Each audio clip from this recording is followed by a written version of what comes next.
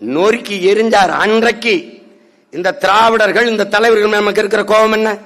அந்த ஒற்றை மகனாக இந்த தமிழ் சமூகத்தில், ஒரு பெருந்தமிழ் சமூகத்தின் மீது திணிக்கப்பட்ட அந்த கொடுஞ்சட்டத்தை எதிர்த்து ஒற்றை மகனாக அவர் போராடி கொண்டிருக்கும் போது துணை நின்றவன் எவன்?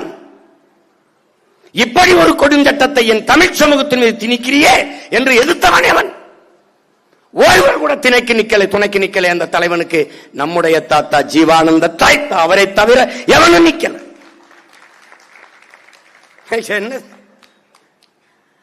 அப்ப ஐயா ராமசாமி எல்லாம் இருந்தார்ல, சமூக புரட்சியாளர், போராளி. ஏன்னா அவன் தமிழன் அவமானப்படுத்தப்படுகிறான். அது தமிழனுக்கு நேர்ந்த இழிவு.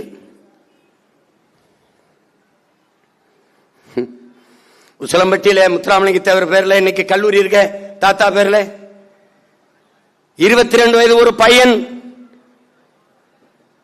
பாபா என்கிற பையன், அவனை தன் வாகனத்தில் ஏற்றிக்கொண்டு செல்லுகிற போதே, பாபா இந்த இடத்தில் தான் நம் மக்களை மந்தையில் அடைத்துப்பது போல வெள்ளைக்காரர்கள் அடைத்து வைத்து கைரேகத்தை வைக்க சொன்னார்கள். அந்த குற்ற பரம்பரை சட்டத்தை போட்டு கைரேகை வைக்க சொன்னார்கள் பாபா என்னபோது, நீங்கள் கவலைப்படாதீங்க தேவரே, எந்த இடத்தில் நம் மக்களை மந்தை போல அடைத்து வைத்து கைரேகை வைக்க சொன்னானோ வெள்ளைக்காரன், அதே இடத்திலே நம்முடைய தெய்வ திருமகன் தாத்தா முத்துராமலிங்க தேவர் பேரிலே கல்லூரியை கட்டி நம் மக்களை கற்றறிந்த சான்றோர்களாக்கி கையெழுத்து போடுகிற மக்களாக மாற்றுவோம் என்று 22 வயதிலே தன் நிலத்தை வித்துவிட்டு 5 லட்சம் ரூபாயை நம்முடைய தாத்தா மூக்கையா தேவருக்கு கொடுத்து கல்லூரியை கட்ட வைத்த மகன் நம்ம அண்ணன் பழனி பாபா என்பதை அறிவார்ந்த தமிழ் சமூக தம்பிதங்கள் மறந்துவிடக்கூடாது.